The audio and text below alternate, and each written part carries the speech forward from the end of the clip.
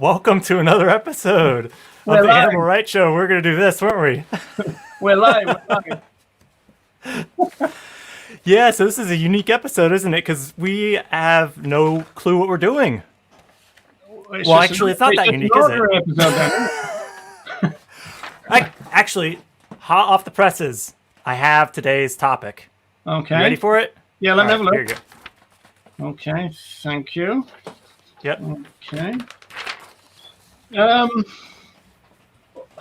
we're not going to do that. And I'm not going to say this. And you're not going to say that. That's just, no. You have to do better than that. Sorry, you have to have that back again. All right. Thank you. All right. You're really going to like this idea. Here, let me just. All right. Here, you're going to like this one. I guarantee you're going to like this one. Okay. Let me have a look. Yeah, okay. Let's do that, shall we? whatever, really, to be honest. So what are we doing? Tell the viewers. I'm sure they want to know. Yes. Well, I'm going to get all technical and share my screen. I'm gonna share a clip, about a 2-minute clip from Tom Regan, a talk he did as part of the sort of the Empty Cages thing. Book tour, I suppose you could say. And so there's an allegation really that that Reagan went welfarist. And the interesting thing is somebody recently made an allegation that Francione is now coming out with a lot of welfare stuff. And it kind of begs the kind of movement question about whether kind of welfare in the end kind of wears you down a little bit and it kind of gets into your system or something. So I thought we'd try and do that. But first of all, so we just go through the first thing is the Reagan thing then, is it? We do that. Yeah, and as always, let us know. We can only see who's here from the comments. So I see Vegan Potterheads joined us. So do say hi to both, not just us, but also the other people in the comments. Build a bit of a community feel to this thing. But I think it's going to be a fun show. We're going to go through a few clips and say what we think. Hopefully, hear what you think too, and see what happens on the other side of it. So yeah. Did you want to start? Go ahead and start with the Reagan clip. I will. Where am I? Share the audio. This is where I burn time while you pull up the clip. Is it? Well, yeah, I'm afraid I'm all out of my vegan jokes. This is where I completely mess up. This is what this is. Okay, so you can see that, can you? So this is going to be about 2 minutes, folks, and you should be able to hear the sound on this. Okay. To intervene, all of us oppose what's going on. All of us would want to help. All of us would want to stop what's being done to the cat. So we share this common core of compassion. And what's important to realize is that this is not just Americans and not just Greeks who feel this way. Increasingly, what we find is that people in China, people in Korea are standing out on the streets protesting this tradition, this practice of eating cat and eating dog, as the video summarized. They are opposing, they are intervening, they are helping, they are wanting to stop what's going on. Now, animal rights advocates, and I consider myself to be one, we generalize on the cat episode, if I can call it that.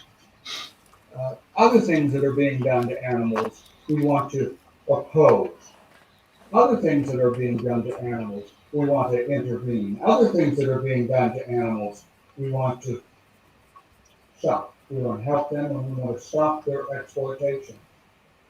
And so an animal rights advocate, properly understood as I understand the concept anyhow, is not a reformer. We're not out to try to make something better while keeping it. We're not out to try to say, oh, if only we could treat them more humanely, it'd be okay to still raise animals for fur or still raise animals to train them in the circus. We're not trying to keep the practice and reform it. What we are after is we're abolitionists. We're out to stop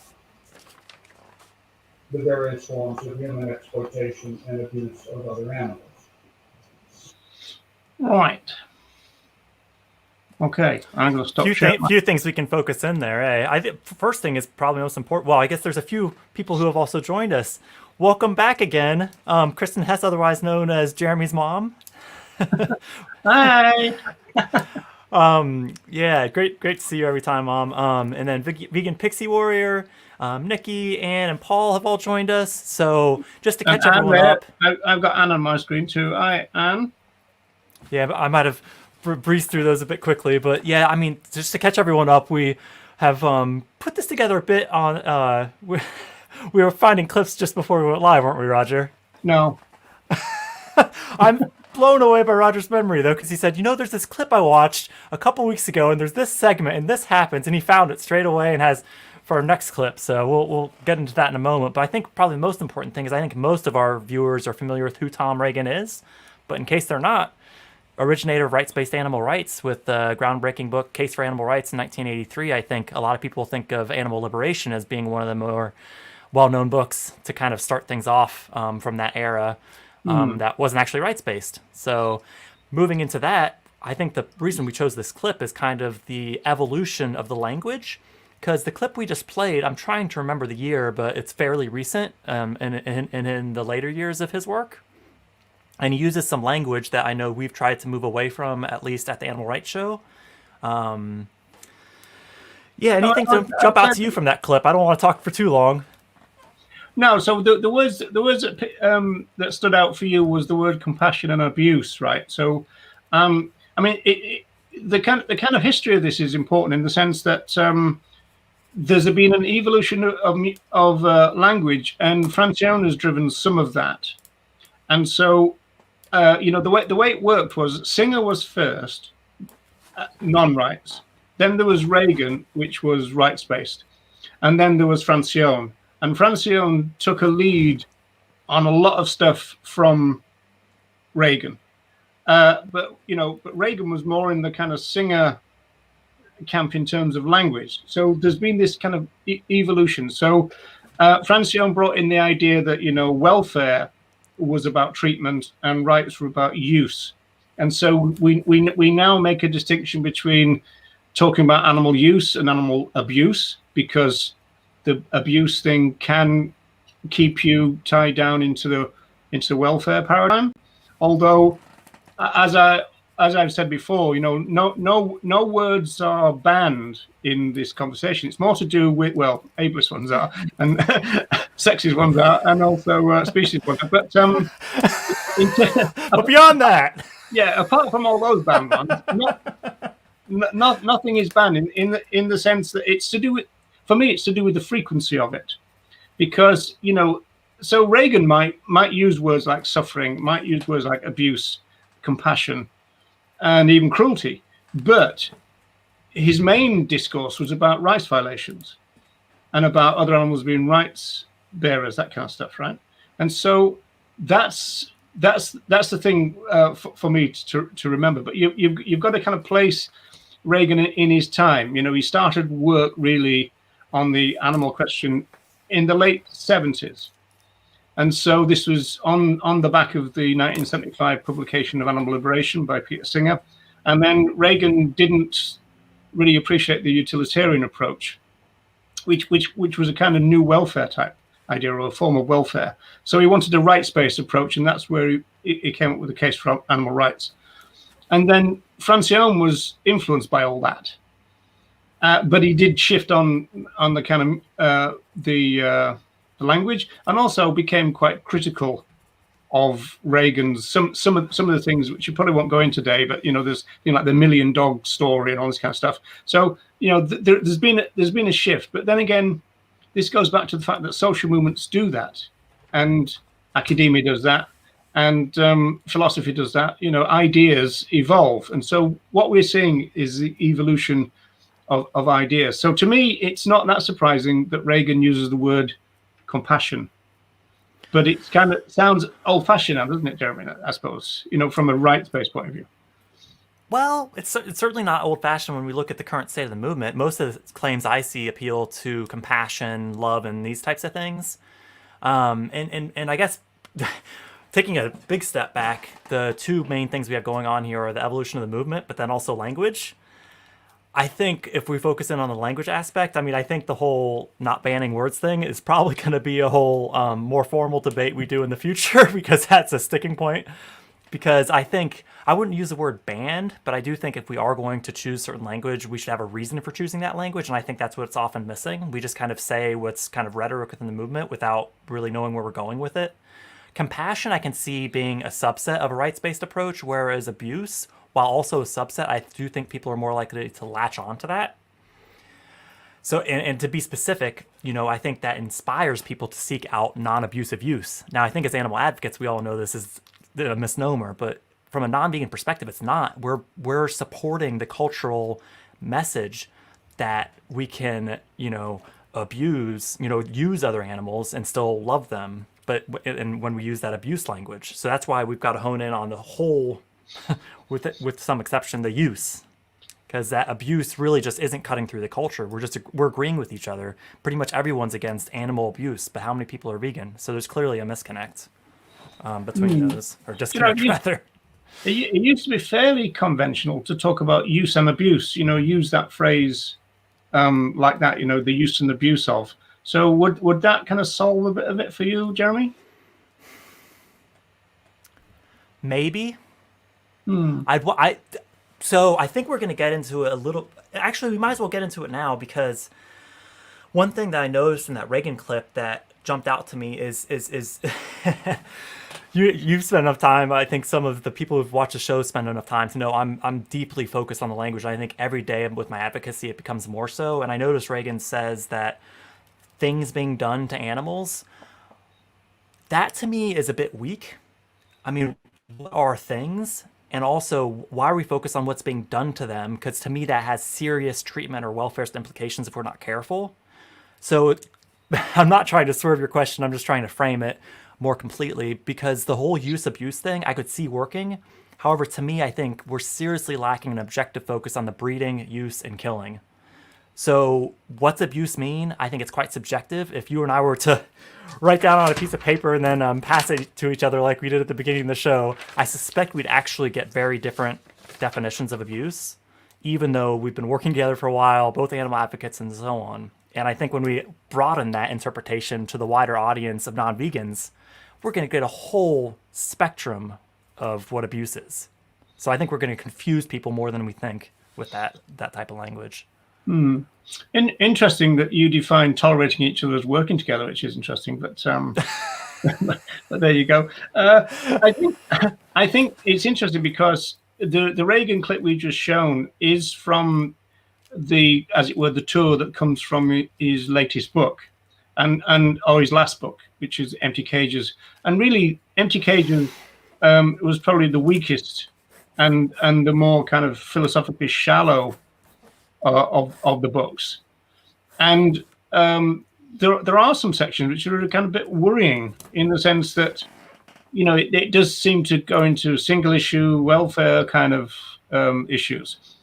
And I wonder, and I've done a video about this, I wonder whether there's a difference between what happened to Tom Regan and what happened to Gary Francione in relation to the movement, because they used to work together and they put together a fairly strong abolitionist case together, Francione building on Reagan and then them building together as a team. And then there was a bit of a split. We talk about mid 1990s, say 1996, and that coincides with Rain Without Thunder coming out, Francione's book on the movement, and there's a split by then. So Reagan, it seemed, stayed in the movement, and Francione became estranged from the movement to the extent that he then left the movement and formed a counter movement. So he calls the abolitionist approach a counter movement to animal rights movement, and he calls the movement that we probably all think we're in, as it were, he calls it the animal confusion movement. And so he thinks the only real abolitionists and the only real animal rights people are in the abolitionist approach. So he would dismiss, you know, the movement that we call the animal advocacy movement. He would dismiss that as a welfare group. You know, my own group, VIP, is dismissed as a welfare group. He tends to dismiss anybody he doesn't agree with it as welfarist. So And that's usually guilt by association, just to clarify for people who aren't familiar with some of that. yeah, there is a lot of that. Yeah, you know, if you share something, or even, I mean, he used to do things like get all his mods and everything to even do screenshots if you like something that he didn't like. So I'm a welfarist now, doing this live stream with you. Oh yeah, you're completely tainted. There we go. That sort of. Yeah. Well, hey, if I could just put you on the spot a little bit, we talked about Reagan kind of trying to work within, Francione trying to work from without.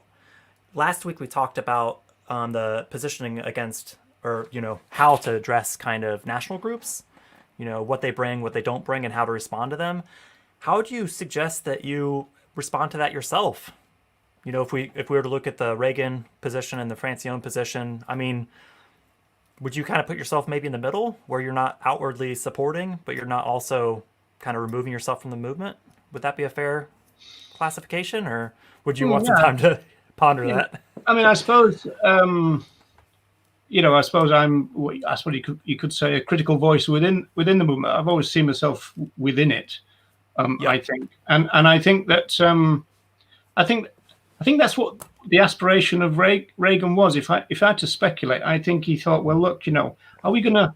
I mean, and this decision took place before the age of the internet, so I don't think that they understood that they could, as it were, go alone in a very successful way. I think going alone for him meant breaking ties with the movement that he wanted to influence, and it's clear that he did, because he said that in the case. And with the revision of the case, he talks with great regret that he thought he'd started the animal rights movement and he'd failed to do it.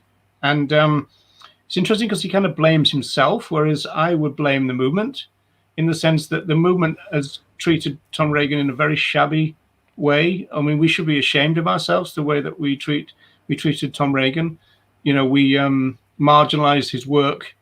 Everybody carried on selling animal liberation. Nobody stopped Reagan much.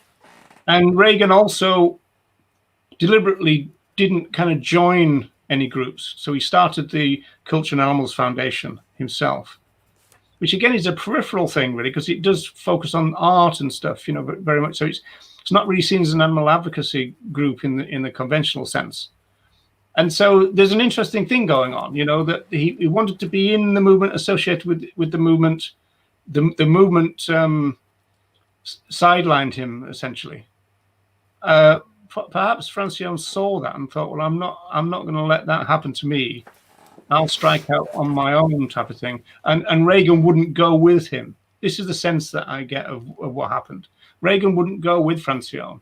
And also Francione, see, the thing is, if you break with Francione, he then becomes hypercritical of you in the same way as he's done it with me, but he did it with Reagan. So all the things that he would have talked about, well, we need to improve that, then become a real major problem, and he would just slag it off, type of thing. That's just Francione's problematic personality. But there was, I mean, I think that the most interesting thing is if you stay in the movement and try to influence it from within. And the problem is, as we found with the Animal Rights Show, let's be honest here, Jeremy. It's why would we want to do that?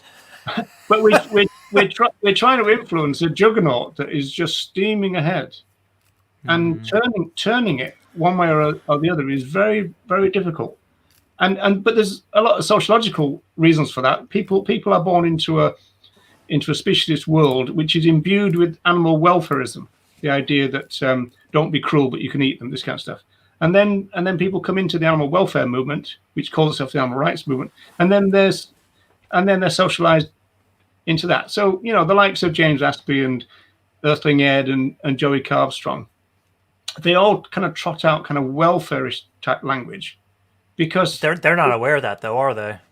They don't appear to be, at least. I mean, most people in the movement themselves, included, I mean, I shouldn't speak for them, but I guess we are. I think I would just make more a general statement. I think when most people think of saying suffering, abuse, cruelty, they don't associate that with welfare or treatment, even though the ultimate extension is, which, Peter Singer frames himself at, he himself advocates for humane slaughter under the pretense of suffering reduction. So, Yeah, well, I think it's yeah, yeah. I mean, I guess that's a difficult one in a way. Well, I think you hit on a bigger thing here because we focused on how the movement treated Reagan, and I would say that's part of a larger issue, which maybe you could weigh in from a sociological perspective, but almost like an inner movement dynamic perspective. It seems like I've noticed a serious disconnect between not all, but some newer advocates and the critical thinking / history side of the movement. So there's these kind of almost pockets within the movement where, and we've talked about this ourselves, especially with the live streams and stuff, which I appreciate we're on now. Oftentimes you get a pocket of people that start to influence each other and get similar ideas, but it doesn't actually spread out much beyond that. So a lot of people are in this kind of abuse, suffering, cruelty language paradigm versus considering an alternative.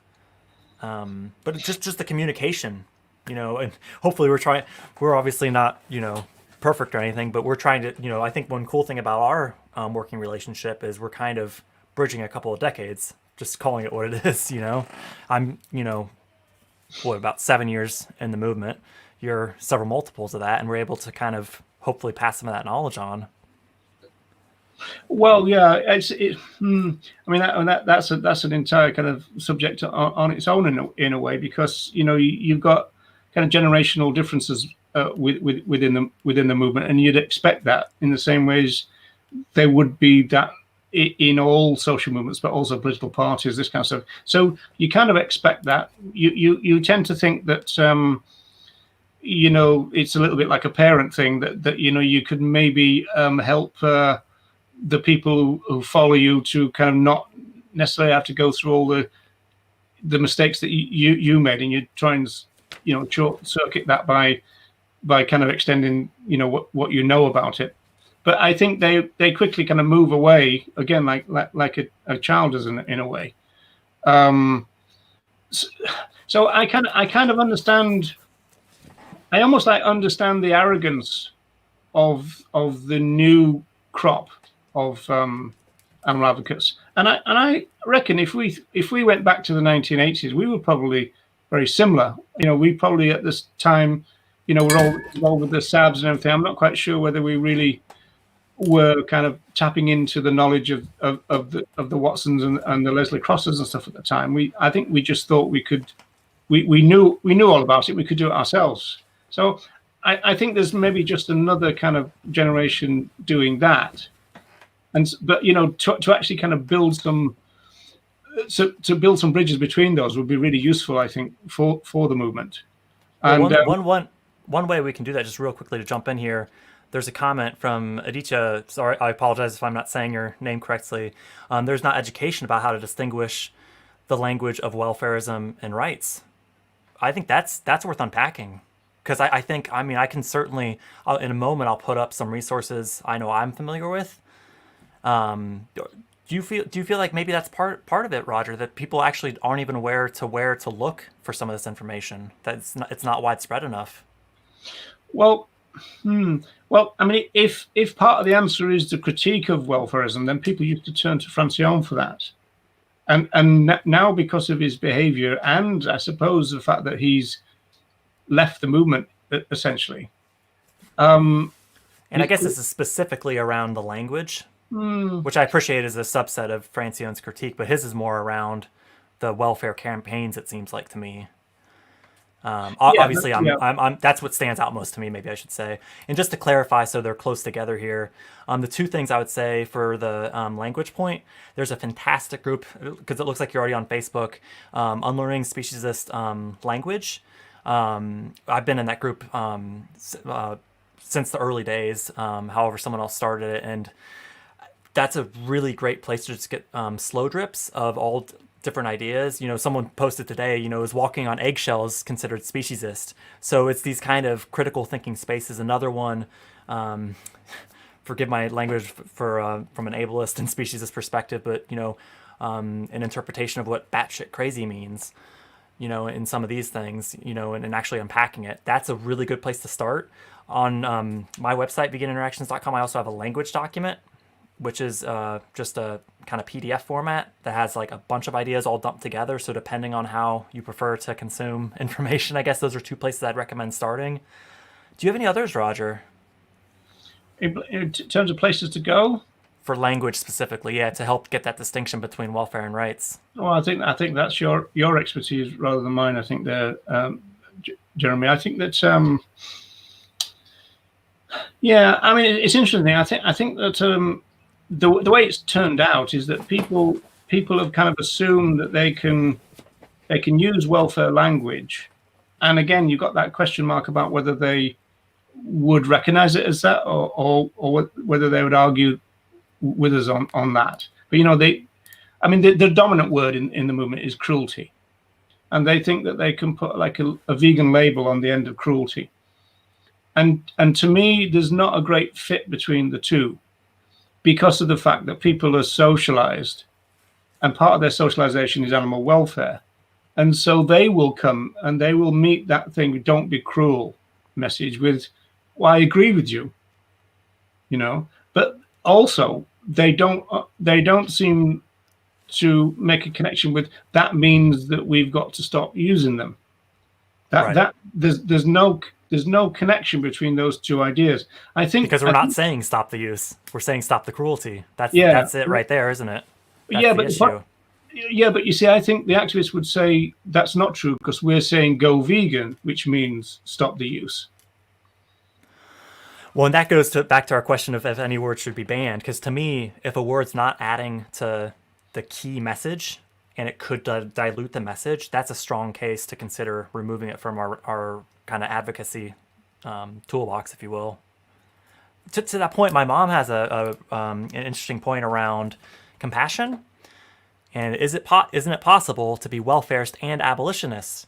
Compassion is a good thing. So I think there's kind of two things to unpack there. I might start with the compassion myself, which I consider it kind of like concentric circles, that compassion is a big part of it. I think and empathy is obviously a huge part of it, especially I think for early adopters. I just don't think that's necessarily everyone has to be compassionate or empathize with other animals to necessarily respect them. So I think they're very much entangled, and I'm not saying remove compassion from our claims making. I just think it's oftentimes used as the sole claim, and depending on the audience, they might not necessarily tap into that, whereas maybe a more of a respect-based framing they might respond better to. Before we go to the other part of that comment, did you have anything to add from a compassion perspective, Roger?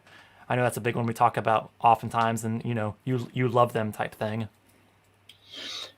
Yeah, I mean, it makes me think of groups like Compassion in World Farming, and of course, when you do use that kind of word in that context, it automatically puts you in a non-abolitionist position, because you're talking about, well, to move to the earlier bit.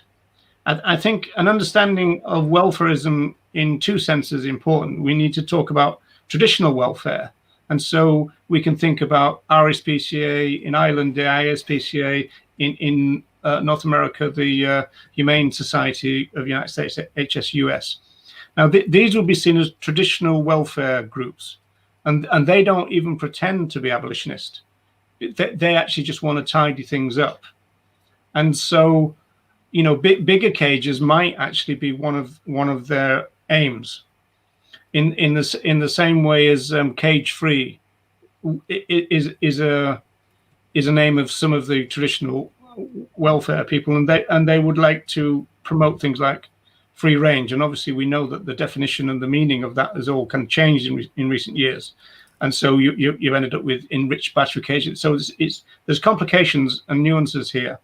But then you've got what Francione calls new welfarists. And they're the ones who'd claim that they too are abolitionists. It's just that they would want to use welfare to get there. And also, what's wrong with doing welfare anyway, because you're going to ease the plight of the victims while you're working for abolition. Now, Francione has argued that there's kind of theoretical and practical problems with all that, not least that when you do get a welfare reform, people tend to relax then and go, oh, well, everything's grand now. I can go back to eating them. We won. That's a whole different chat, whether we should be trying to win or not.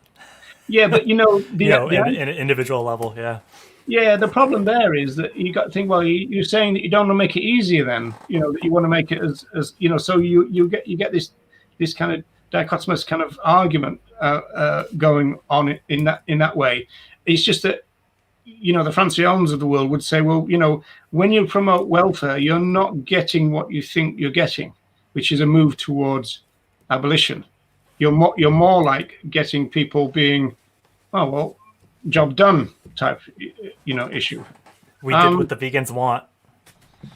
Yeah, I mean it's a generational thing though, isn't it? Because you can kind of do these kind of incremental steps, and you can talk about even kind of campaign journeys as well as individual journeys. So you can think, well, stage one would be to go here, and then you go to whereas the abolitionist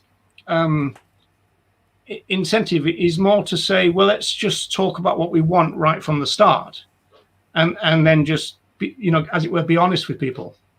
And that's what the psychology would say, wouldn't it? Be very clear about our end goal, and we're more likely to achieve it. That's what Trent Grassian's research is groundbreaking for, is showing that when we ask for that end goal of veganism and don't dilute it, we're more likely to see it, and we'll still see the reductions and so forth.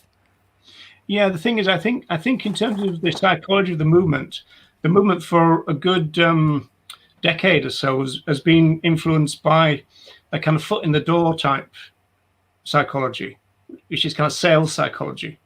I mean, I don't know whether do you know the classic case about the signs in people's back gardens. Do you know that classic case? May as well go for it. I'm sure some of our readers have it. Yeah, it doesn't take long. It's basically saying that people went around asking people to put like a road safety sign in their yard. It was like something you plonk on your lawn or in the flower bed or whatever. And some people did, and most people didn't.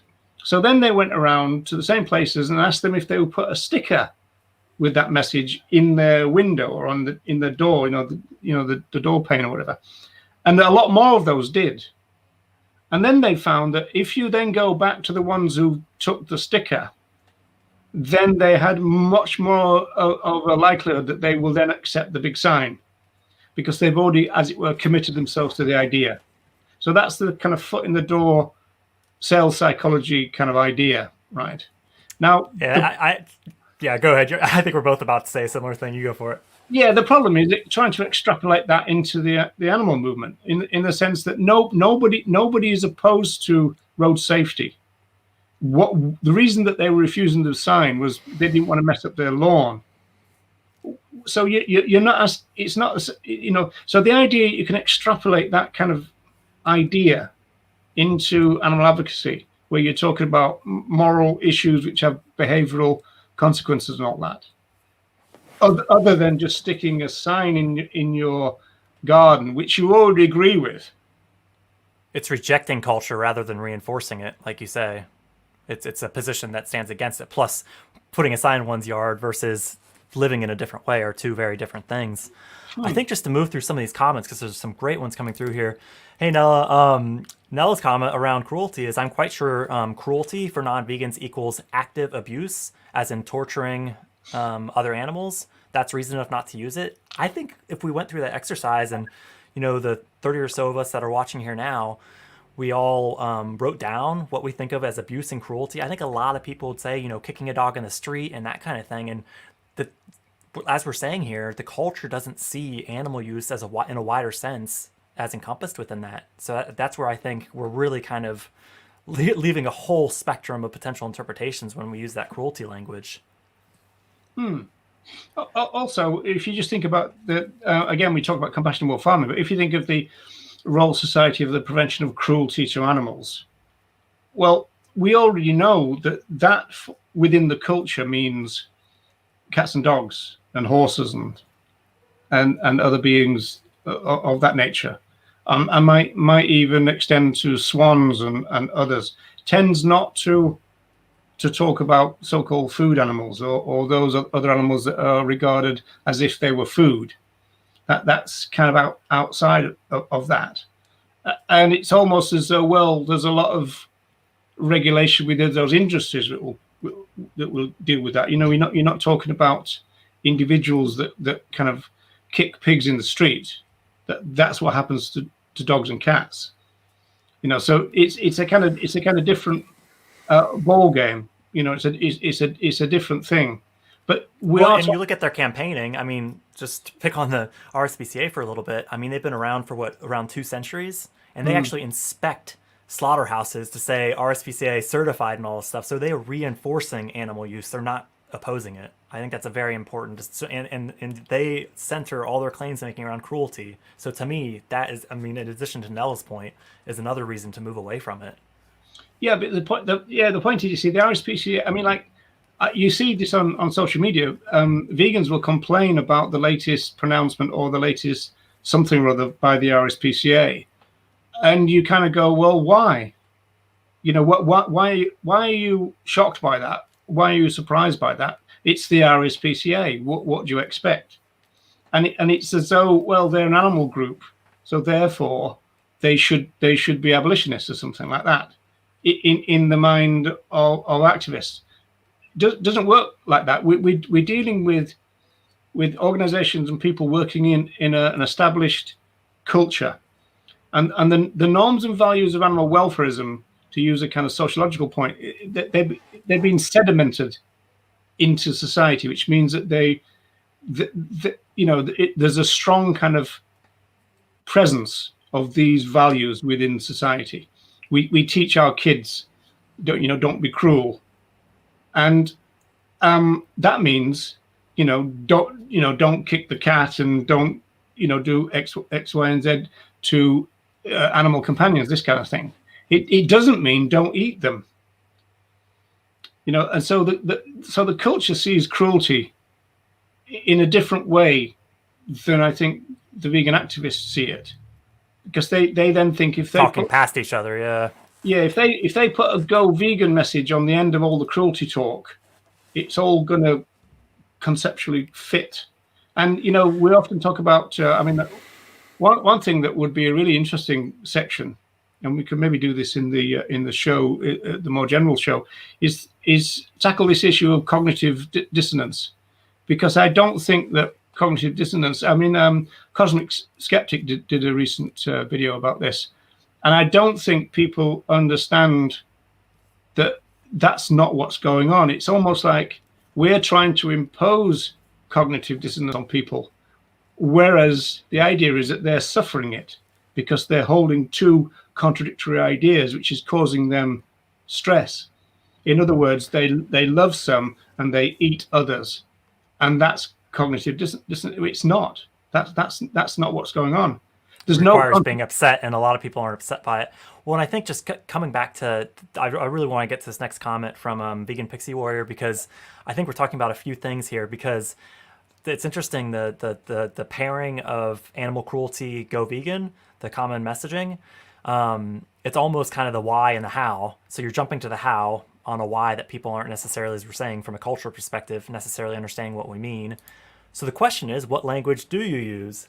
Because we could quite easily spend this whole time talking about, what not to do, but it is important to talk about the solutions. I know for myself, I'd probably bring that into a bigger conversation about approach in general. I mean, my go-to now is focusing on the individual, focusing on them and really getting people to see other animals as the unique individuals who they are, and have that right to be respected. Before I get into any of the language, I start talking, that's my focus. They're my focus. From that, then I get into very objective, what we do to them. And that's the breeding, the use, and the killing, as we mentioned earlier. And I know, thanks to Roger's influence, I started to weave in rights violations. Because I think one thing that abuse, cruelty, and suffering all have in common is that kind of emotive, I think it's fair to say, attempt to shock people. We want to say something that people kind of makes people like back up in their seat a little bit and say, "Oh, yeah, I'm against that." I think rights violations has that without the same risks, I guess, of getting that treatment versus use focus. So that's like a 50,000-foot overview of my approach to it. Vegan Pixie Warrior, please keep thoughts going in the comment if that's helpful. I know Roger probably has his own thoughts around this. I mean, is there anything you'd like to chime in and add around that as far as which language you do use? We could easily do a whole session around that, though, eh?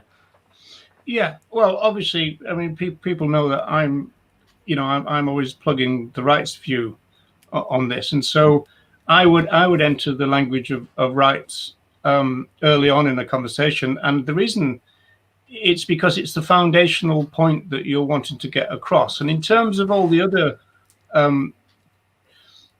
examples that you just gave, cruelty, compassion, and this kind of stuff, when you say those words, people think, well, that could be addressed by some welfare modifications. What we need is to ramp up surveillance. We can do the things CCTV thing, right? Yeah, put a few cameras into slaughterhouses, this kind of stuff. So that's going to deal with those issues, right?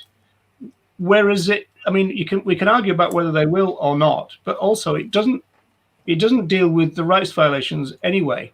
So if that's our kind of bottom line situation, it's interesting to me that we hardly ever talk about our bottom line situation. Whereas, as you said before, the psychology or some psychology suggests that that's the thing to do. Tell people, essentially tell people what we feel about our relationships with other animals, and then go from there and make the case. And I know there's a lot of, I suppose people are worried about making the case for animal rights. It sounds philosophical. And we're going to come on to that a little bit with a Francione clip in a minute. But the idea that, we're going to lose people if we start talking about rights. I mean, some people have told me things like people don't understand what rights are, not even human rights. But I tend to find that they're pretty good about the idea of rights. I know there's a difference between, say, rights in Europe and rights in North America, where rights are more like seen as entitlements, people demanding rights. And there's a lot of people, especially on the right, that would be opposed to rights because they think it's a lot of people demanding that the government give them things. But that's more from a legal versus moral perspective. Yeah, fair, right? Yeah, that's right. But you see, so that's up to us as advocates to specifically talk about moral rights, not legal rights. Yeah, well, we've never. It's really weird as well because for all the influence of Tom Regan, or at least for the amount of years that the case has been out there, we still don't seem to get it straight that we're talking about moral rights, not legal rights.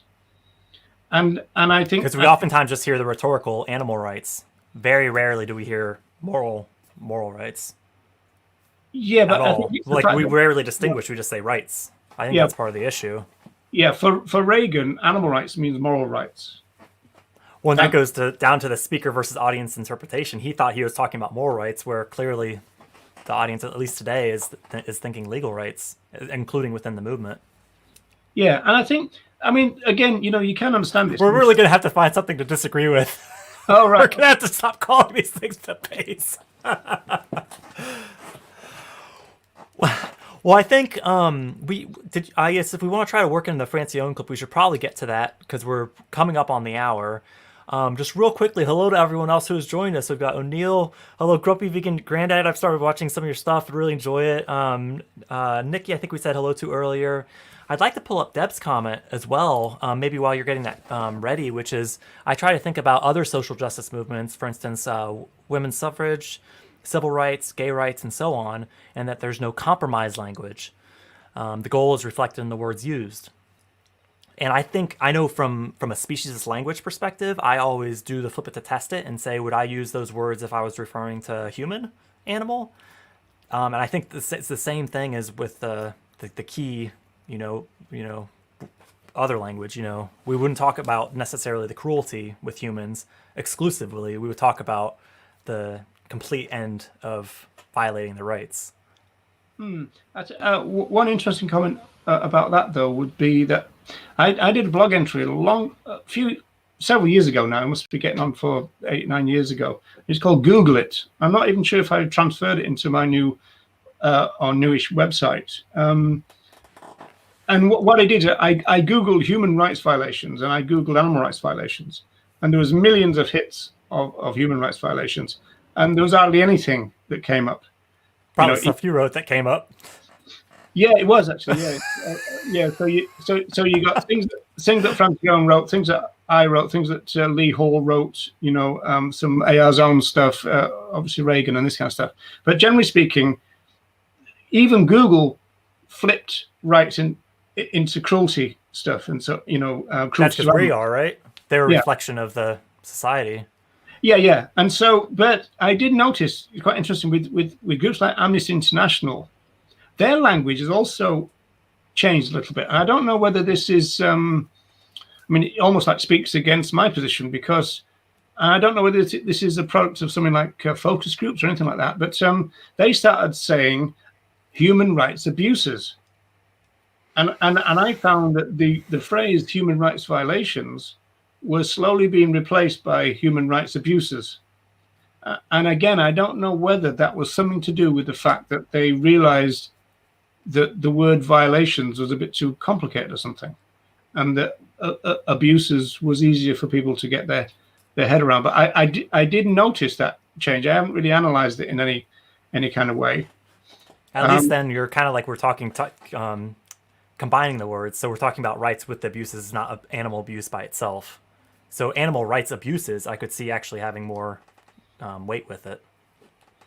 I'm not necessarily suggesting advocating for saying that. I think I'd say violations myself, because I think it's a bit stronger. Well, it's funny. Obviously, there's a language that you get used to, and it just trips off the tongue to some degree.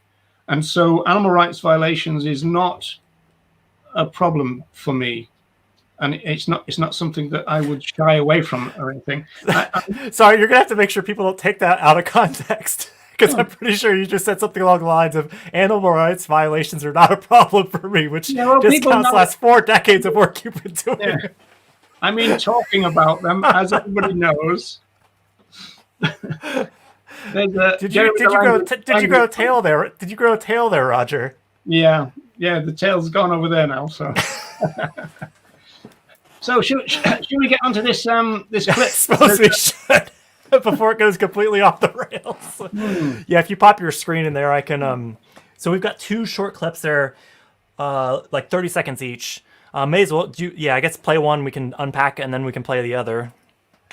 Yeah. Okay. I want to just say something about them, really, because in a sense that somebody claimed to me that the Francione has kind of gone welfare on the grounds that this kind of like elevator pitch, which is the first thing that we're gonna talk about. Let me see. Yeah, that's in the right place. No, it's not. Okay, I've just got to take that back a little bit to about there, I think. So this is like an elevator pitch from Francione about what you would say to somebody, and somebody said based on this that even Francione has kind of, if you like, abandoned rights, which is an interesting one. I will also say I am going to share the audio, but the audio on this video is all over the place. Sometimes it's really blasting loud, but on these 2 clips, it's quite low. So you might have to boost your volume a little bit. And and maybe look at the captions, because we've got the captions enabled too, so that should help. Yeah, there's only a few seconds on each one. Less. I think each one's less than a minute. So let me just play this one first. Rocket science.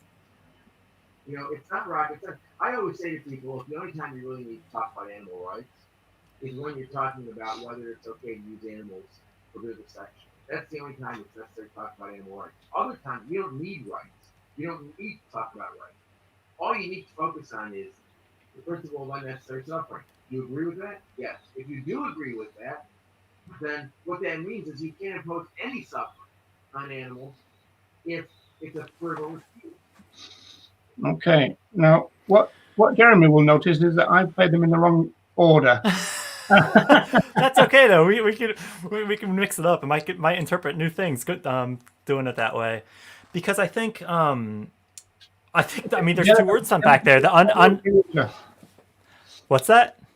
Jennifer's saying hello to the cat, so I'm just letting the cat know that Jennifer's saying hello. Yeah. No one's left out. Wouldn't want to be speciesist and leave out our cat family members. Absolutely.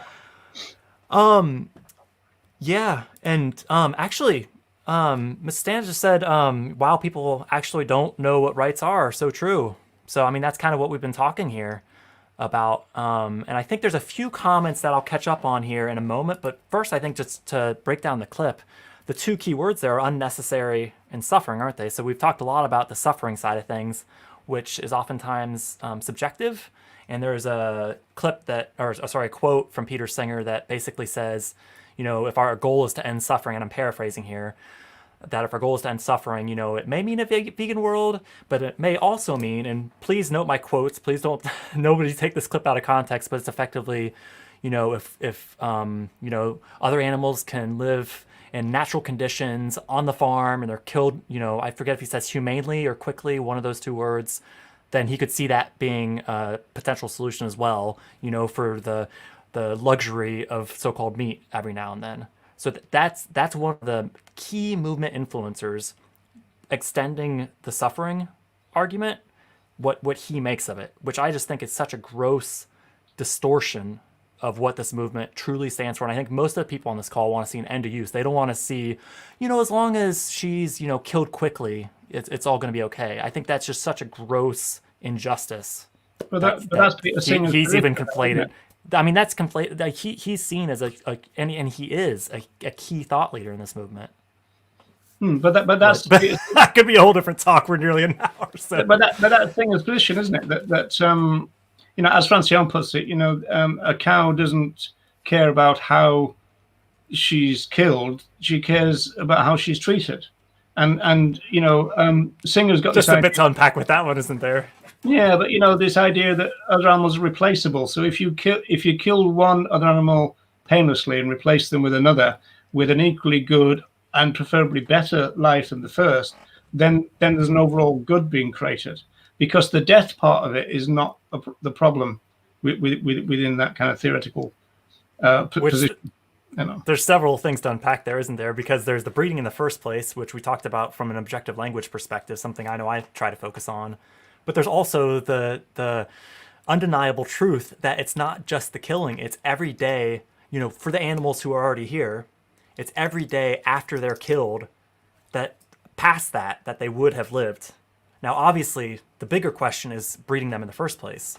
But if they're here, it's not just that one moment and killing them in this way that doesn't hurt them. Every day after that, where these two are separated, you know, one's dead, one's not, you know, all these family separation, all that stuff that goes on with it. It is just such a gross sophomoric read of the situation to look at those few seconds when they're killed. I mean, and back to Deb's point, let's put that in human context. Let's look at those. Well, as long as this one moment is if we can sharpen up that one moment, it's not so bad. I mean, it completely misses the point. Well, farmers say that, don't they? They don't have one bad day. If you can bring up Grumpy's comments there about abuses. Yep, I got it. Yeah. So, yeah, this is. That's a strong point. Yeah, I think people do think that, but that's not the animal rights point. You know, the animal rights point is not. You know, this is the animal welfare regulation point. That you know, we're trying to regulate the abuse within the system and to make it non-abusive, because the promise of animal welfare is non-abusive use. You know, so non-cruel use is one of the cornerstones of animal welfare, and of course, animal welfare says that is a feasible and a common thing to go on. In the sense that another cornerstone concept is the one that you just mentioned and Francione did, unnecessary suffering. The way that works in law is if the RSPCA takes a pig farmer to court, then the court's job is to find out if the pig farmer has caused any unnecessary suffering. What that basically means is they ask the question, what do pig farmers normally do to pigs? And what pig farmers normally do to pigs is seen as the suffering that is necessary to be a pig farmer. That bit's not the question. Then they ask the question, did this farmer cause unnecessary suffering, not just the routine stuff that involves being a pig farmer. But the more fundamental animal rights point is that animal rights violations is nothing to do with the law. As Regan says, that it's outside, anterior to the law. Which touches on Grumpy Vegan Granddad's other earlier point, that focusing on, like you say, the legal and what the RSPCA is focused on. It's very confined within the current practice of the law, which, as we know, trails behind morality quite significantly when it comes to animal issues. And that brings us back to that suffering word. Do we really want our key claim to be reducing suffering when the RSPCA should be like, yep, I'm on board with that. We're reducing suffering. You know, they're not trying to end the use. There's a key distinction there to be made that we're not seeing as a movement. All that, including the RSPCA, is in the welfare paradigm, because it's about reducing suffering. It's about don't be cruel, even have mercy. All of these ideas are built into the claims making of our movement, and the claims making of our movement is stuck in the welfare paradigm, because the word that we most use is cruelty, and what we're saying to people is don't be cruel to other animals. And that's an interesting position for a society in which most people would agree with that proposition, that you shouldn't be cruel to other animals. Which takes us to Nella's point, which any violation of rights leads to suffering, but I wonder if non-vegans think in those terms. And when you've got, I normally I like to leave names out of it, but I think when they're a key thought leader, and maybe I'll refer to utilitarianism, because I think that's that philosophy that underpins animal welfare. When people take a utilitarian suffering reduction approach, all of a sudden, if you can kill them and they didn't suffer, job done, and job's not done. So it's a completely wrong language. I would love to tee up another. We've got a whole list here. We came up with this one on a bit of the last moment, but I think one of our discussions should definitely be, should any words be banned, which I would take a slightly different word line of that to Roger. But anyway, that's probably for next time. There's one word that can you bring up Rama's one? Yeah, and just real quickly, just so I do them in order so I don't forget anyone. Okay. O'Neill, yep, I agree with you. Is there a humane way to kill humans quickly without consent? Nope. And I love that flip it to tested approach. I think when we put humans in the same situation, it really challenges our moral filter that we're putting these questions through. And Hey, Rama, I don't think we've greeted you yet. Welcome. And Roger, could you please address the meme that giving others rights doesn't take away your own rights because it's not a pie? Is that correct? Yeah. I'm getting hungry. I don't know about anybody else, but all this talk of pie. You mean one mention? So, I mean, that's right, but that's talking about legal rights. So this is a fundamental thing that we need to go back to. In the sense that the animal rights case is not based on giving anyone rights. It's about recognizing the rights they already have. Now, this is probably the biggest difference between legal rights and moral rights. So moral rights is a kind of idea, and so the argument, the rationally based position that you arrive at, the same with human rights, because human rights don't exist in nature either, is that humans have rights which should be respected. It makes more sense to talk about giving rights when you're talking about that law will give someone rights, but of course that could be taken away. So whether law gives other animals rights or takes away those rights subsequent to giving them that doesn't change the moral position that they have rights already. So I mean, one of the main slogans of the 80s used to be animals have rights, right? So it's not saying, give them rights, it's they have rights. And the problem then is not that they don't have rights, it's that those rights that they have are not respected, they're disrespected. Now that's a different way of looking at things. Now again, it's much more empowering, isn't it? Sorry to just jump in there real quick, but it's much more empowering to say they have rights and you're violating them versus, or maybe we are violating them. Yeah. Versus oh, please give these poor little animals rights, and it's a much weaker mercy, don't claim, be I cruel. think. I agree with it. It's a much stronger claim. I remember when I first met you at London Veg Fest, we had a bit of a session at the end of the thing, and we would, I was saying that if once you understand animal rights, it's such a strong claim, and it's not begging anybody for anything. Have mercy, don't be cruel. It's we demand respect for the rights of other animals, which is, to me, a fundamentally stronger claim. And our job as animal advocates is to get people to agree with us that other animals have rights. And other animals have rights because it's an extensionist idea to human rights. And so that's why those two ideas are kind of bound together. Which strengthens the position, doesn't dilute it, as is oftentimes being claimed in the rapidly growing counterposition to that. But that's a whole different discussion. I think the other important kind of shift to make, because I always say, if you want to understand animal rights, understand the difference between moral rights and legal rights, and then understand the difference between positive rights and negative rights.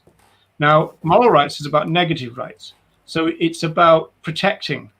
So it's about protecting individuals that deserve protection because of who they are.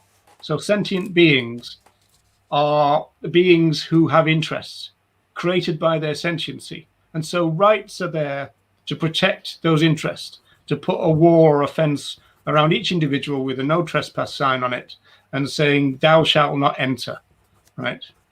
And so that's what that's all about. The controversy about rights is often because people get involved in big arguments about positive rights, the people that human rights demand.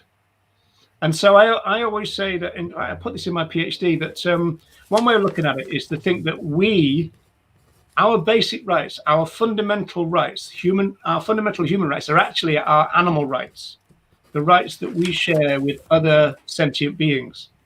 That's like the foundation of our rights house. On top of that, we build our human rights, the rights that are not relevant to other animals, the right to education, the right to vote, those kind of things. Those things that, as far as we know, are not relevant to the lives and interests of other animals. So if we can get our head around moral and legal and positive and negative, we're a long way into the rights way of looking at the world. And also that brings us away from the welfare look at the world, because as soon as you use welfare language like cruelty and suffering, as we've seen, people are going, well, how can we address that then? Right? Well, the way you address rights violations is don't violate them.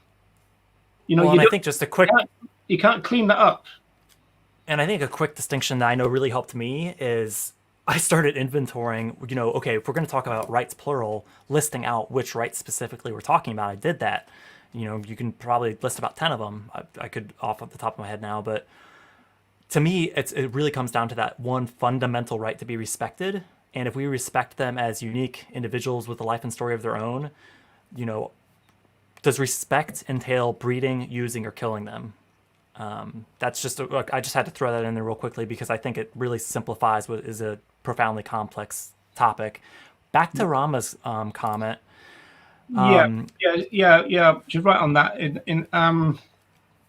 Is that kind of saying that it's like it's almost the intersection of rights, because it's almost like we have a legal right to use other animals, but we don't have our legal right stops where their moral right begins. Was it? I haven't seen the meme, like I say, but no, but it goes back to that idea that it's not a pie, so it's not as though you're dividing a finite thing up into things. So the more that you give away and the more that someone else has, the less you have. It's not that. So that's a fundamentally correct point. Obviously the thing about losing our right to kill them is not part of the rights deal in the first place. There is no such thing as a right to kill another rights bearer. In fact, the way it works is that you've got to have a damn good reason for taking lethal action against another rights bearer. You can do it, or something like that. Yeah, you can do it in self-defense, but you've got to have a really, really good reason. otherwise you're in trouble. And of course, that's the way it should be, because another way that rights work is that the rights of one creates duties in the others. I mean, I know that creates the thing about, well, what about the ones who won't, they can't carry out duties in return? Well, that's true, but we've got the Kantian kind of, yeah. Yeah, we've got an entire society based on that there's a lot of people who cannot reciprocate in terms of rights and duties, rights, obligations. We get around that by going, okay, well, they can't do that, so we shouldn't expect them to. And I'd even take a step back, and I think we can get wound up in the philosophy. I would even take a step back and see what, because our audience is humans, what's been their relation with other animals? Do they have a dog in their family? Do we think that the dogs that are in our cats or whoever in our family have to reciprocate what we give to them? No, we're going to respect them regardless. So I think, and the whole quote pet topic could be a whole other live stream, which we'll save for another day. But within those parameters of adopting the ones who are stuck between two worlds and all that, so where's the starting point? Because it's really easy to unpack the whole, well, if they can't reciprocate, we don't have to respect them type thing quite quickly, I think. Well, the thing about, is it true to say legal rights are indeed a pie? Not, I don't think so. Not in the way that it was framed in the second point. The idea of losing your right to kill, that's not a right in the first place. That's something that people are trying to argue for. But in terms of the idea of rights, it's quite an absurd idea, claiming the right to kill. I mean, Nell's pointing out the whole, we respect human infants regardless, and they're not reciprocating. They will one day, and that's another philosophical point we can make maybe later. But I think also around suffering, I think I got a bit excited and started talking about how there is, suffering, if we want to call it that. I'd choose a different word, after the killing, that you just focus on that momentary few seconds is a bit intellectually dishonest, I would say. My mom's raised a strong point too, though, that, it's also before that point, there's a huge spectrum of experiences on either side of that 6 seconds, let's call it. So it's 6 seconds instead of 12 seconds. I mean, yeah, so I can see you pulling up the other clip. You ready for clip number 1/2? Yeah, this is the one that we're supposed to have had in the first place. So I think 35:16 is what I've got down for it. Yeah, I think that's where I am, I think. And I'll just have a quick look at the comments here. So Nikki focuses on saying an end to animal exploitation, which to me means not using animals for our purposes. Yeah.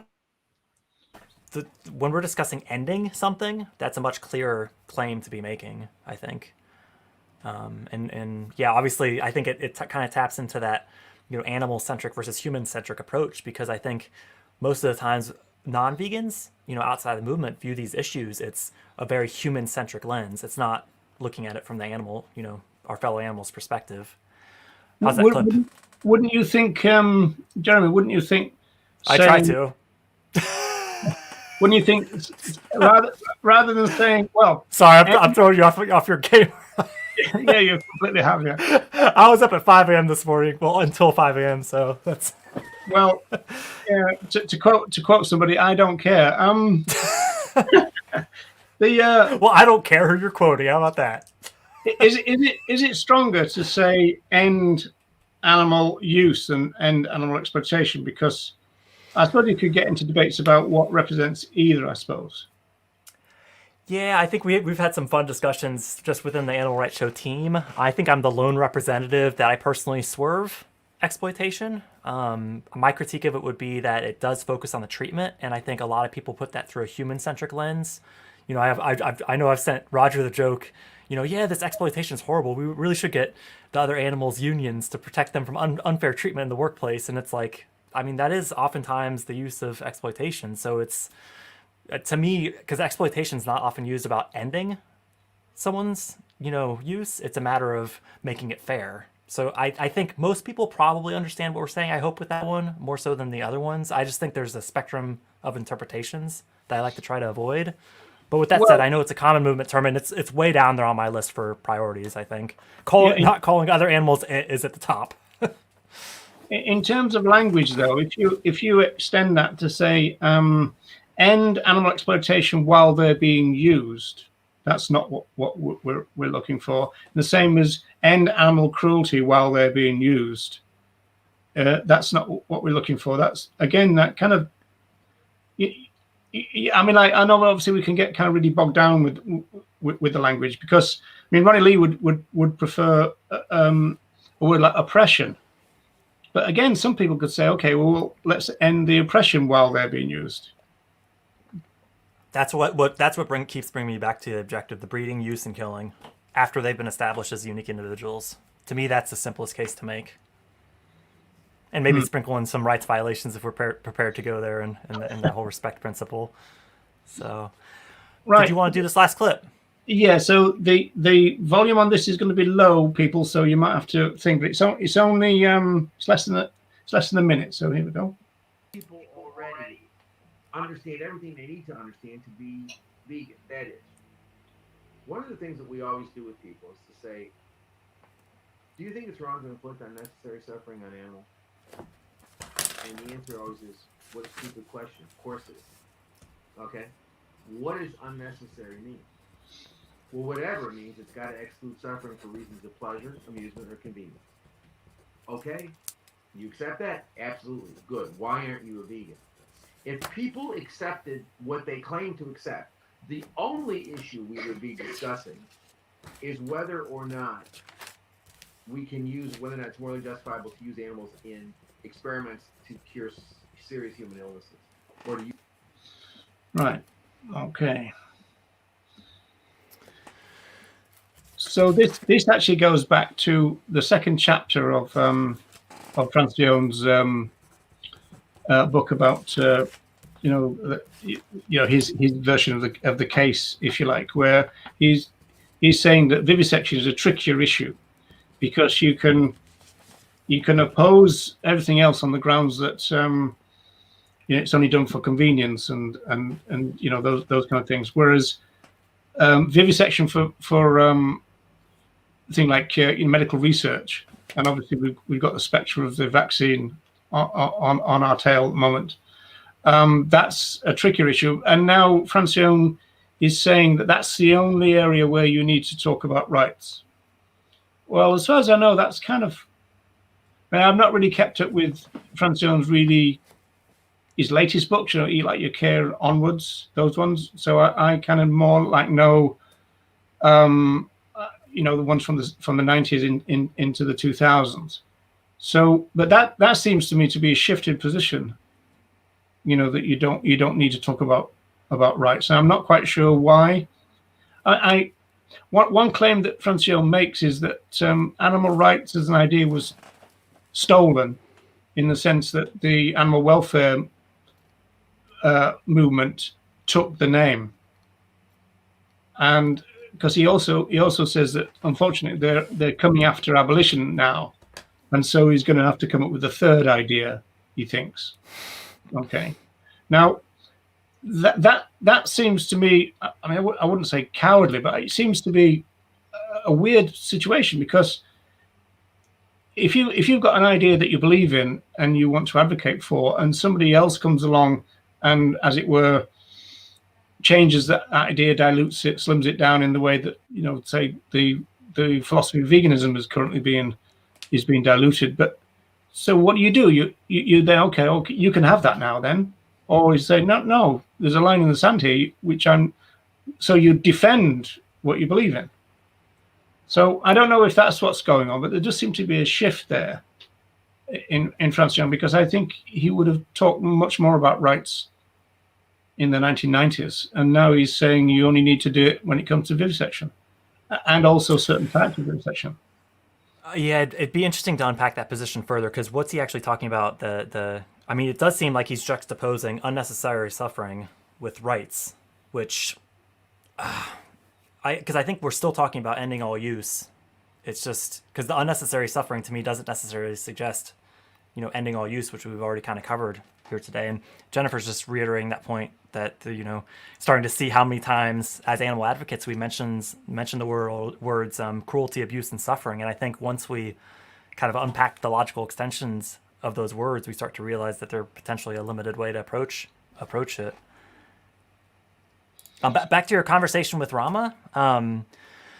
Ownership of beings gives one's rights to them, but basically thanking you for addressing, much appreciated. So I think that related back to the earlier conversation. Well, I mean, ironically, the one thing that Francione talks about is the right not to be property. So that would kind of rule that out, surely. So we're not talking about other animals shouldn't be seen as ownable beings. They should be seen as beings with their own set of rights. I mean, like, obviously, there's a big argument going on at the moment because Dublin Zoo, where I am in Dublin, the Dublin Zoo is saying that they might have to close down. So those owned animals are now in danger. So some people are saying, should we try and bail the zoo out to save the animals, kind of thing, right? And so it's a really kind of tricky thing because you are talking about a population of owned beings, and it's not as though they can be taken anywhere else. It's like they're releasing chihuahuas to the wild. They're kind of stuck between two worlds, much like our dog and cat family members and other species. Yeah, and also even the idea that sending them to sanctuaries, if you're talking about the big cats and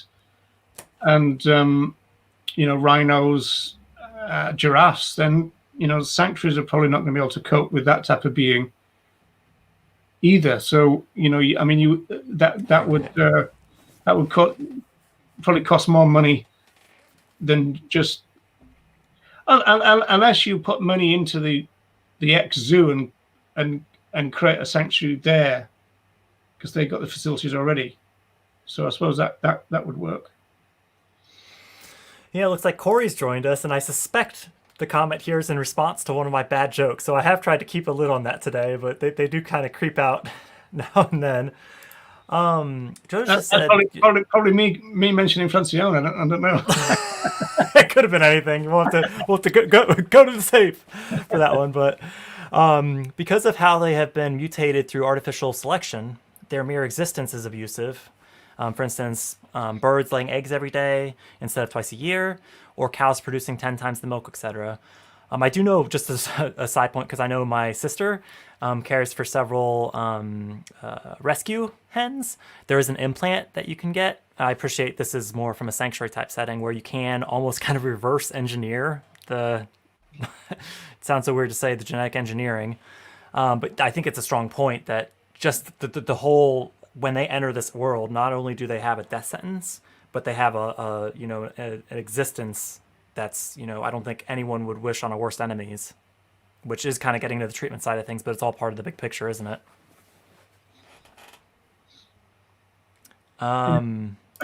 Just reiterating, I think this was response to what Nikki had said earlier around animals are not here for us to use for our purposes. I think that's a really, here, with us, not for us, I think is a really good question or claim to make.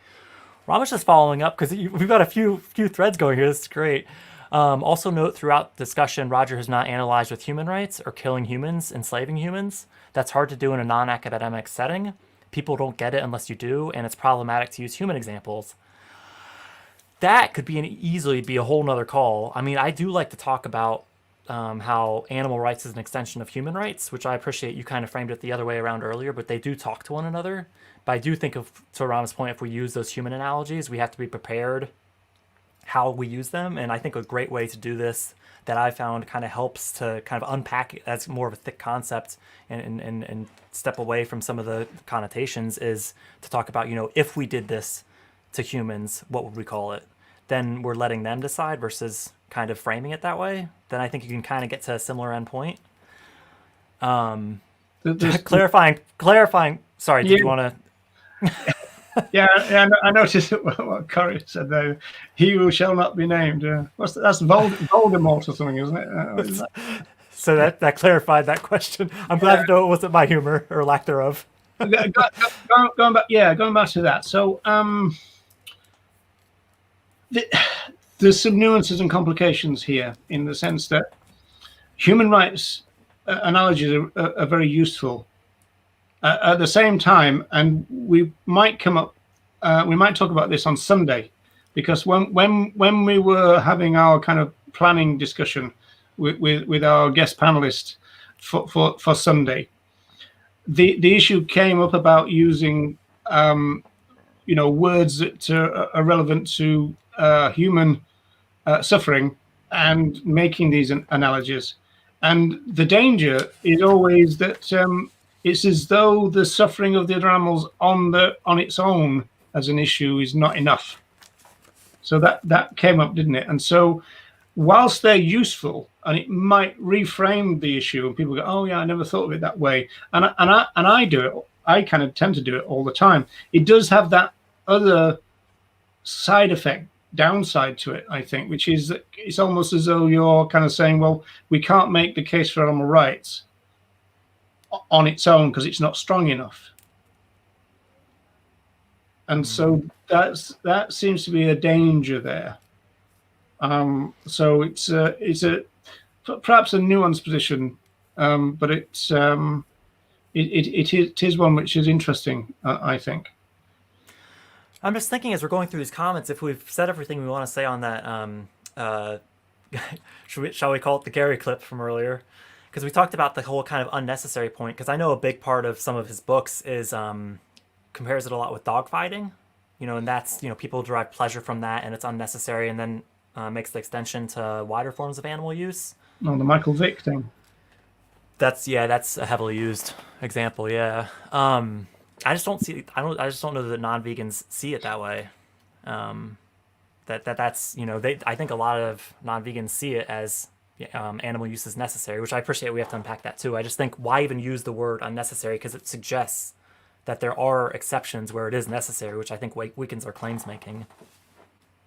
Yeah, I think it's a bit more complicated than that, but I think that general point does kind of, it implies, doesn't it, that there is a necessary level of suffering that must be okay. Therefore, otherwise the term is redundant. I know what you're saying. I don't know that's a full answer to it, but it is it's where you would start with that idea. Well, if you talk about unnecessary suffering, what's necessary? And then, as we've said before, about half an hour ago, that we know how the law would deal with that. But in terms of thinking about it, philosophy, discourse, that might be a different one.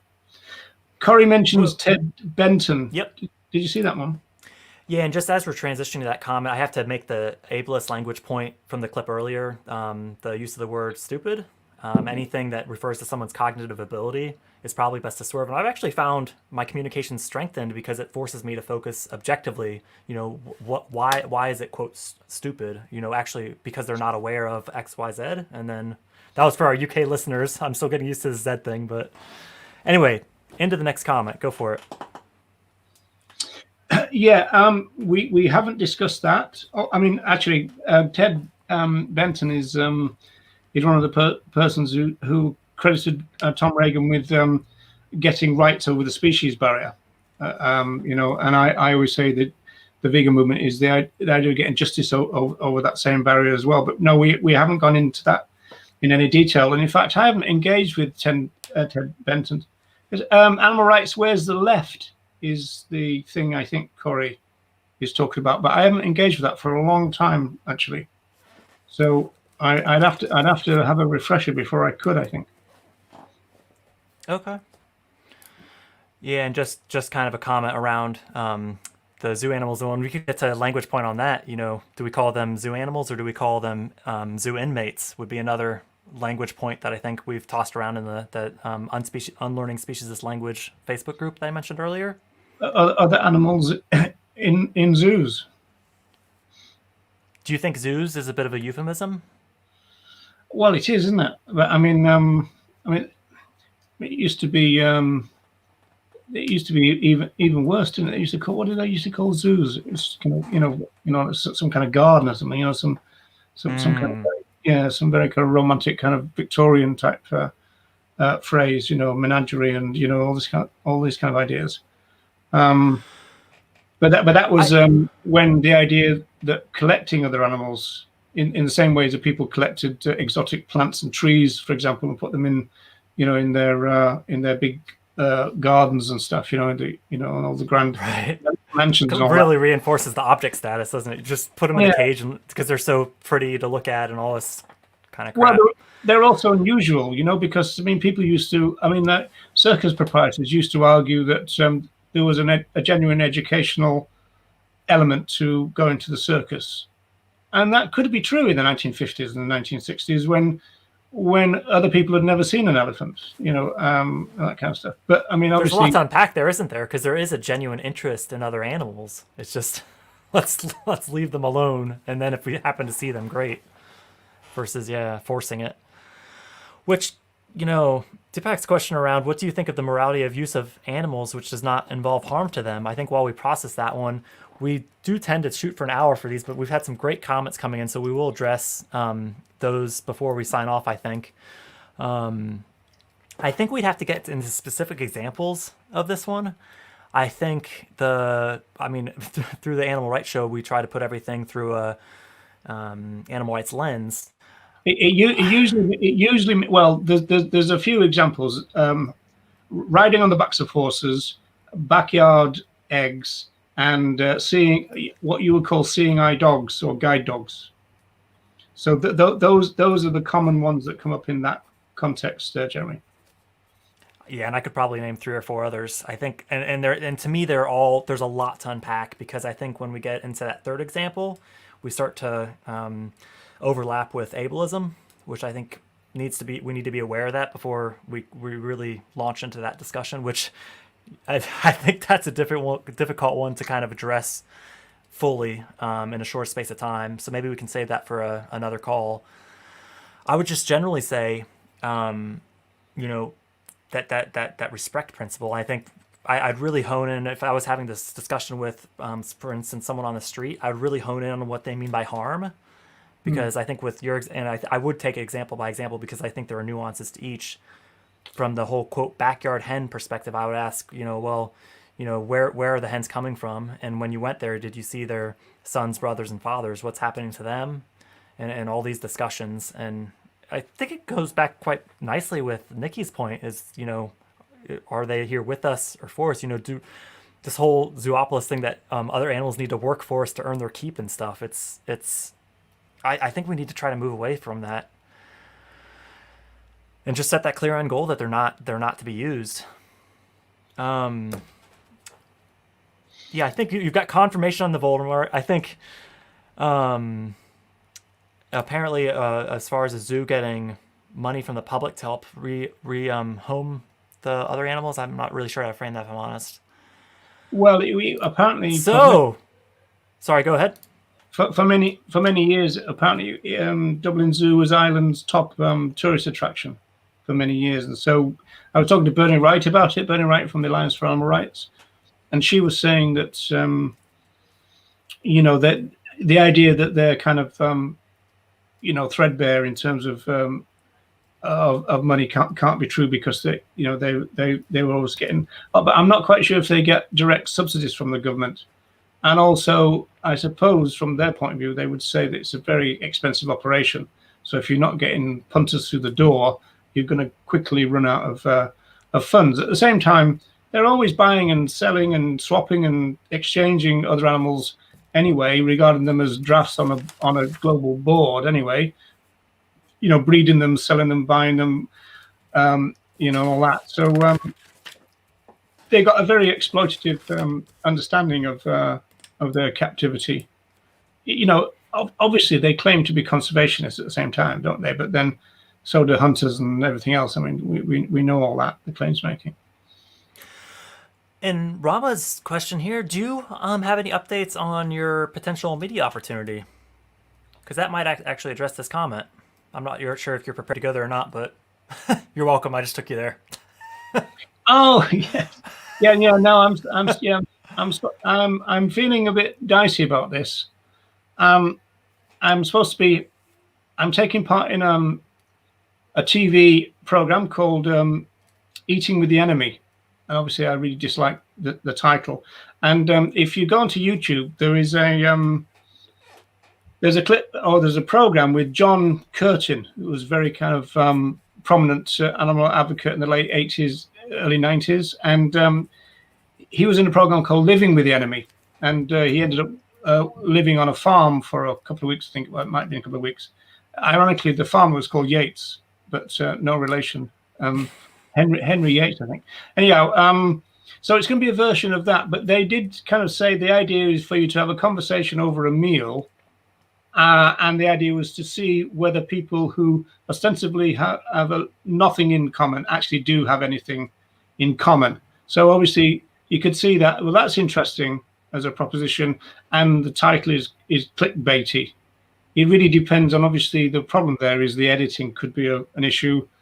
I'm not expecting to be one of the ones chosen in a way, because I think I've got a fairly kind of rational and reasonable approach to things. I don't lose my temper. I'm fairly diplomatic, and so you know. And again, going back to talking with any lay person on the street, I tend to do that. I mean, for many years, I've never lost my temper. You know, you're not going to educate that way. Even Reagan said that you can't educate somebody by shouting at them. You need to talk to them. So, and also, just to address Rama's point completely, is that we've kind of tried to do that, haven't we, with the objection of the week? Yeah, that's a good pitch for that, because we've played around with it a bit on the show, but we've started to our main, this is a bit of a bolt-on when we have some spare time, but our main Sunday show, we've started one of the segments as Objection of the Week, which I think we're leaving out this week, but it'll be basically every week we pick a common non-vegan belief or objection, and then basically frame it, and then two different responses. So one's from a rights-based perspective, and one's from more of a common response, or what we might commonly hear in the movement, which we've been kind of unpacking throughout this episode. So yeah, that's probably a good example. So it's more role playing these days, but it'd be great to foster some more virtual dialogue, though, because I know I miss the street outreach element as well, and it's not the same through comment sections. But you've done that, haven't you? You know, your kind of street interviews. You start to incorporate rights-based positions into those. You know. I have, yeah. I don't have a lot, but I do have a few since I started to incorporate a rights-based approach on my YouTube channel. But yeah, I think there could definitely be more in that space to try to tease out the differences. Which I think, to Deb's point, we're all learning. And thank you, Deb, for this kind comment. And I would just put it right back to everyone who's joined us here today, because I feel, honestly, I feel privileged to share ideas with Roger, of course. Hopefully that goes without saying. But also everyone who joins us, every time we get a unique mix of people and several ideas flowing through. And it's, don't want to get too kind of romantic about it, but it's a really cool thing that happens with these live streams. I think Corey's comment might actually, do you want to give us a bit of an elevator pitch for Sunday? I would, yes. The direct answer to that question, Corey, is no.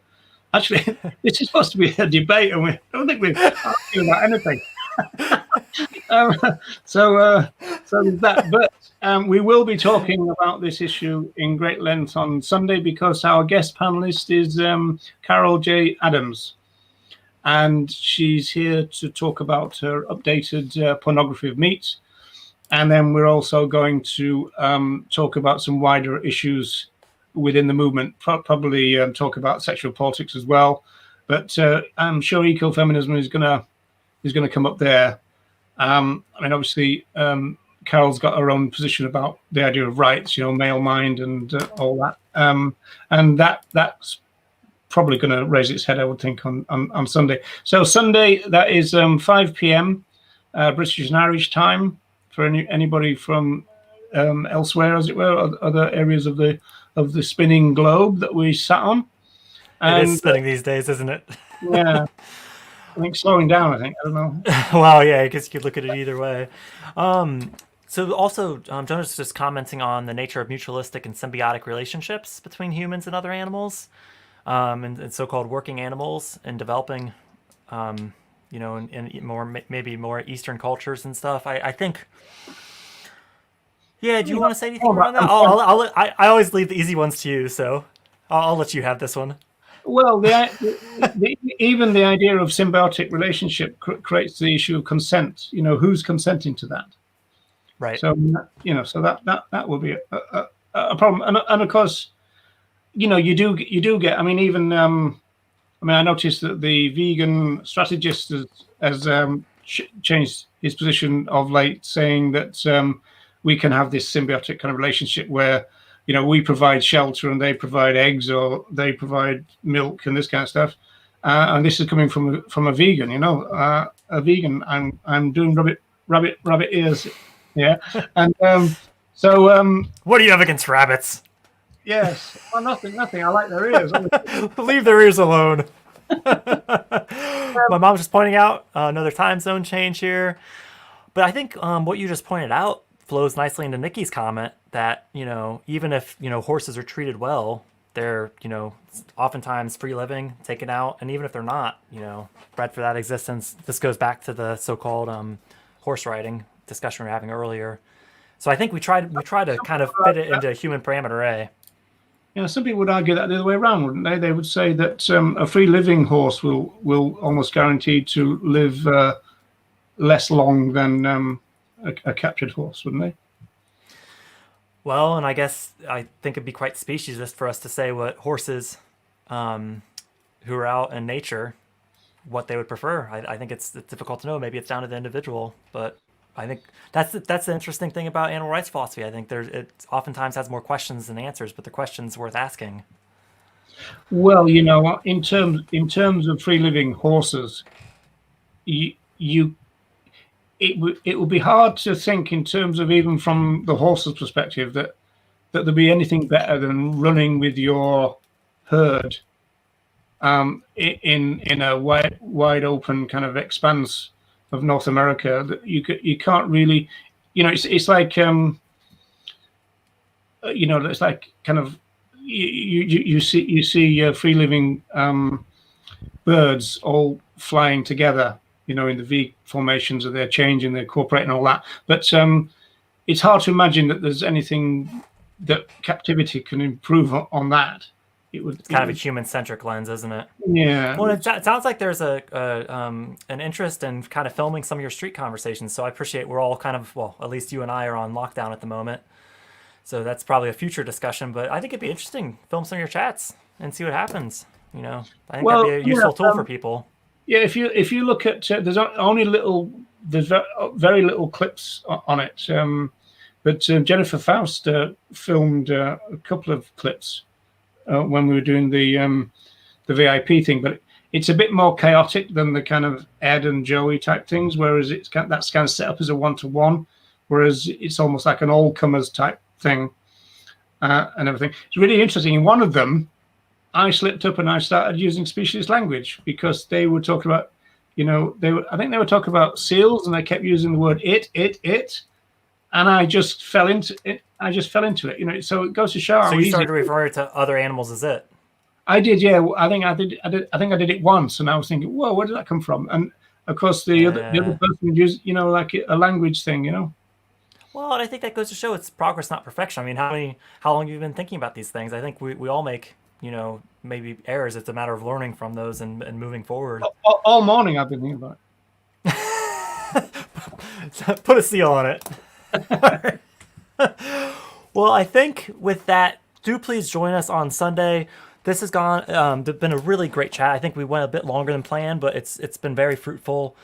Join us, and guest panelist Carol Adams, author of the Sexual Politics of Meat, on Sunday 5 p.m. UK time. And with that, thank you, everyone. Any closing remarks? This is your last chance. Well, I just want to say something about Rama's latest point, which is about other animals. Yeah, the idea of hang on, let me go get a cup of coffee.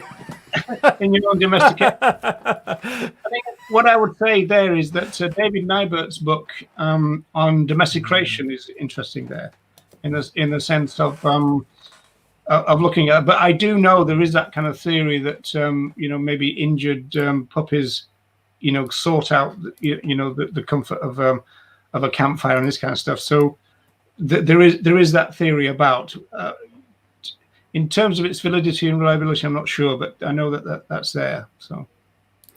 Well, I was just thinking, as a bit of a primer for Sunday, should we play that primer clip that we have planned as part of the outro now? You game for that? You know what I mean? No, there's a 1 minute. I'm completely. That's what makes these debates fun. We don't even know what each other means. My head's gone. There's that 1 minute clip that we had prepared for Sunday, but we might as well play it now too, just in case people are curious what they're going to get in store for that discussion. And you've got it, have you? Because I haven't. I've got it. Oh, you've got it. Yeah. Well, do it. And you don't. He's got it. Look at that. We're going to disappear on something after all. Just get on with it, mate. What's the matter with you? See everyone on Sunday. Bye.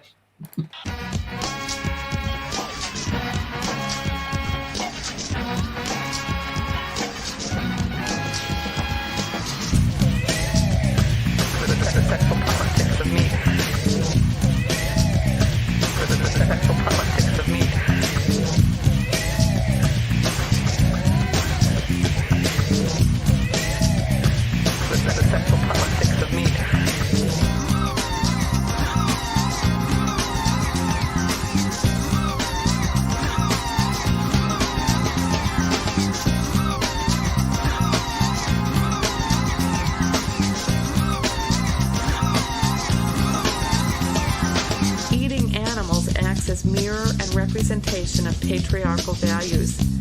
Meat eating is the reinscription of male power at every meal. The patriarchal gaze sees not the fragmented flesh of dead animals.